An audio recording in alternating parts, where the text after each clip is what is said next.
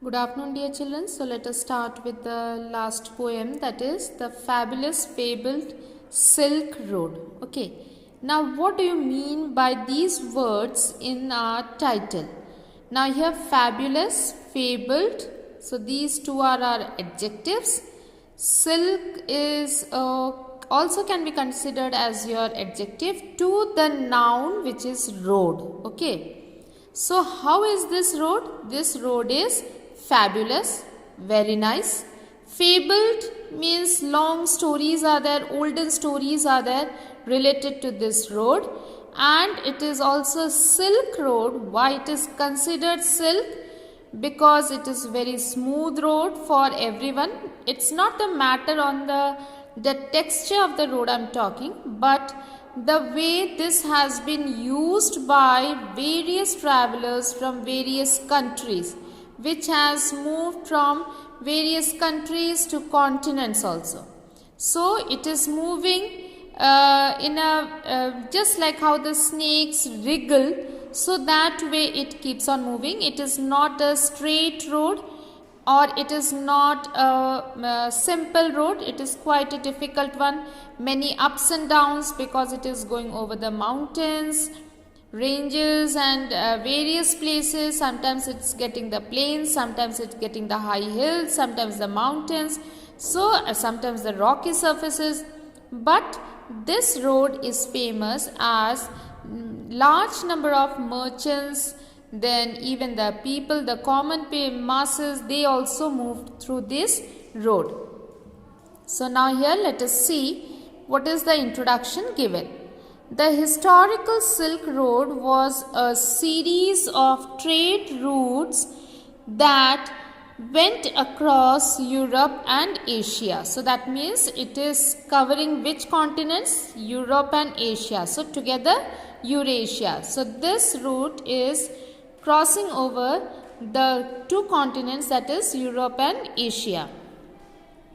For almost 2000 years, the people taking this route not only traded goods but also exchanged the latest ideas, informations, art and inventions. So, how has this road helped us? This road has helped us in the exchange of latest ideas. First thing, it not only it has given us the goods, not only it has traded in goods, but also the latest idea. So that means if a person from one end has got some beautiful idea, he went and shared it with the other person at the other end of the place, whether it is Asia or Europe.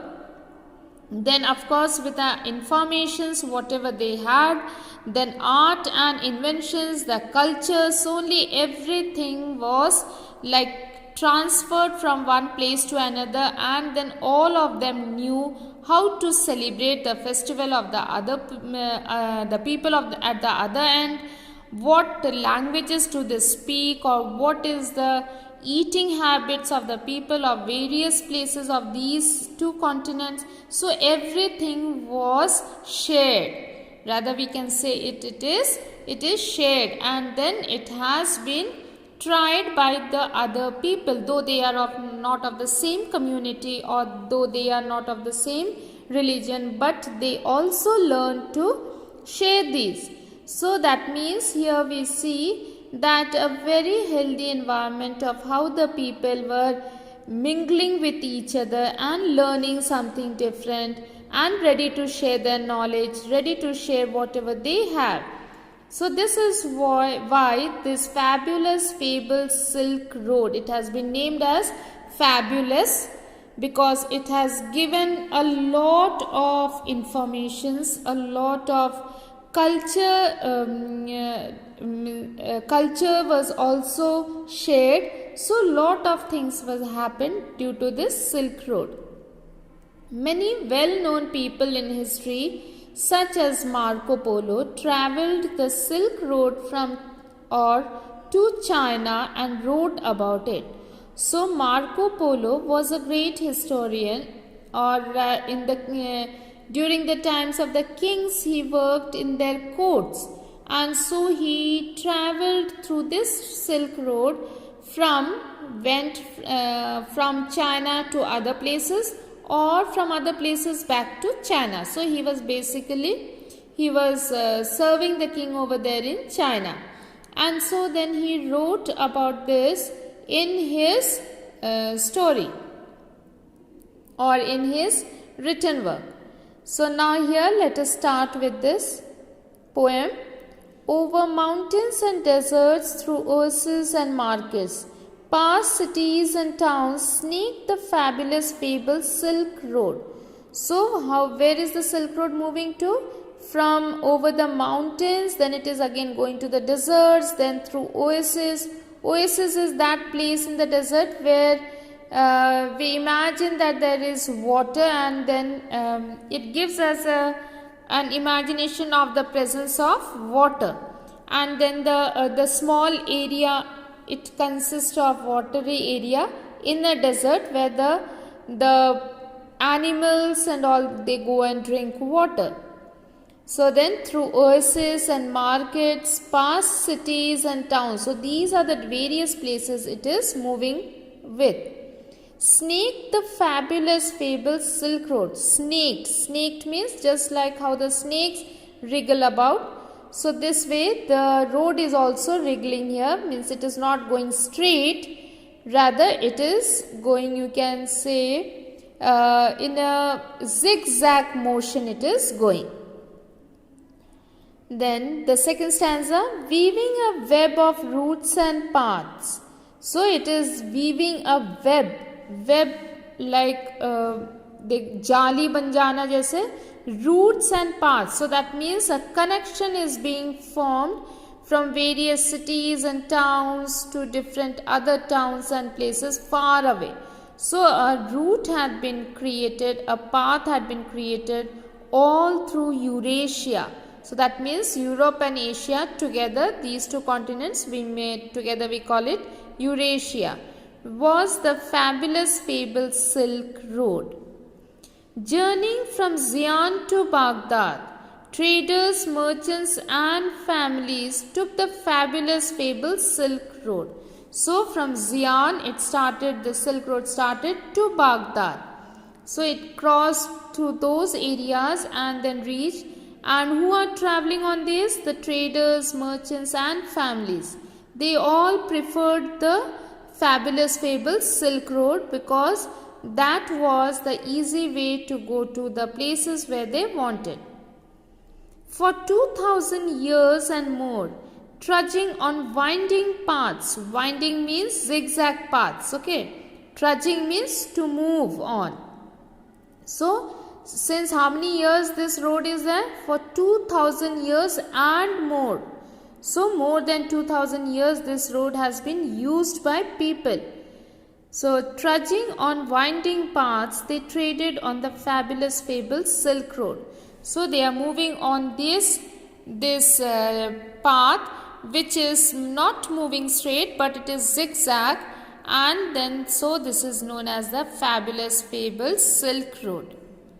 In caravans, horses or on foot. So how are they going?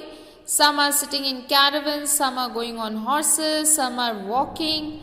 Carrying their goods, they journeyed. So they also had their own goods, and this is the way they are doing their journey on this fabulous fabled Silk Road. Trading silks, spices, gems and glasses. So what are they carrying with them? Especially the merchants and the traders, they are carrying silk clothes, spices means masala, gems means those precious stones, and glass, perfumes and paper in the bazaars of the fabulous fabled Silk Road. So they are carrying from far off places, they are going to some other far off places to attend the bazaar of that particular place, carrying these items so that people can purchase from the bazaar. Passing cities with lilting names, Turfan, Khotan, Kashgar, Samarkand on the fabulous fabled Silk Road. So from where this road is passing, it is passing through Turfan, Khotan, Kashgar, Samarkand. these all places it is crossing, and then this Silk Road is moving along. Then back they went with other goods through cities and towns, over mountains and deserts on the same fabulous fable Silk Road. So after purchasing things or after buying their goods, they are again returning back to their homes, crossing this fabulous fable Silk Road. And this fabulous fable Silk Road crosses over the mountains, deserts, cities, towns, various places, and these people are traveling constantly on this fabulous fable Silk Road. So here the poet is Uma Raman.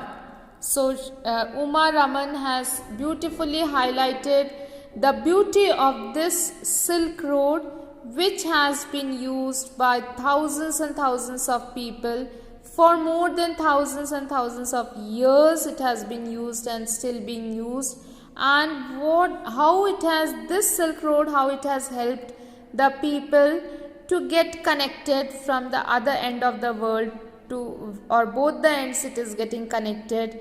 It is even getting the culture shared, the languages shared, the food, the recipes are being shared through this.